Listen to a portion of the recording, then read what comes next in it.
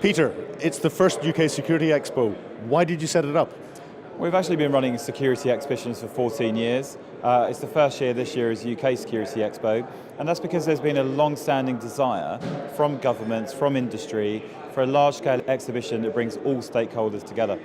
And we've set this up to really champion UK export. You would have seen here today 200 exhibitors. We've got 38 hosted country delegations that we brought in with the Department for International Trade, and they bring actually over £1 billion of spending opportunity to the UK. So I think very much it's a government agenda to boost export, and I think the security sector is known for a rapidly inclining sector, and UK capability, we're envied globally for our security expertise, our agency capability.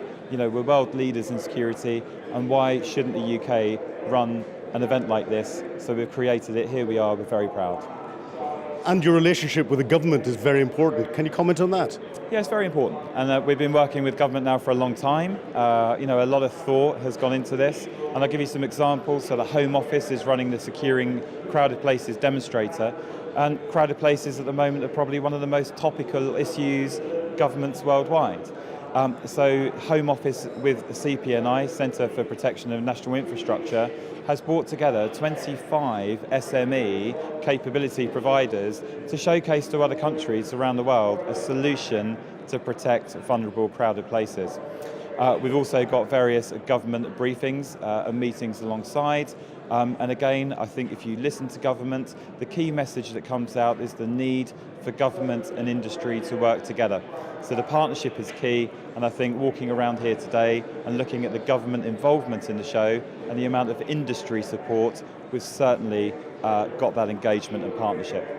I started probably about 3 years ago in front of the director of the Home Office, head of CAST, who actually said to me, for a long time in the security sector, shows have been about widgets, not solutions. If you go to the big defence shows, you'll see joined up systems thinking platforms, you know, be that a warship or an Apache helicopter, a command and control system for warfare, whereas in the security industry, it's actually quite fragmented.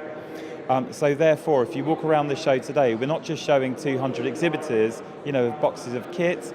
What delegations, you know, our 38 hosted countries want to see when they come to a show like this is a solution. So that's where it's important that we show SMEs working together with government to provide that solution. It's a grown-up systems thinking security show. So are we going to see this getting as big as some of the big defence exhibitions? Yes, absolutely. And there's scope to do that. If you look at one of the biggest defence exhibitions in the UK, there's about 1,400 exhibitors. There's no reason why we shouldn't do that in security. That's our trajectory. And if you look around the world elsewhere, you know, like our friends in France, in the Middle East, in Dubai, some of those security exhibitions are 1,000 exhibitors. Now, with some of the strongest security capability in the UK, certainly our defence and intelligence and security agencies that are envied globally, there's no reason why we shouldn't have a global showcase like this hosted in London. Peter, we're seeing defence companies as well as security companies at the show. Would you like to say why that's happening? It's a good observation, and I think with increased pressures on defence budgets, there's growing opportunities in homeland security. There's also a need for those big primes to be involved in a show like this. It's about delivering systems-based integrated solutions. We spoke earlier about not necessarily a hall full of widgets. We've got a prime contractors lounge here, so we've got Leonardo, we've got Kinetic, we've got BT, we've got Thales, and they're actually engaging, solving those big global security problems. We've also had the Ministry of Defence here launching their innovation fund, 800 million on their defence and security accelerator.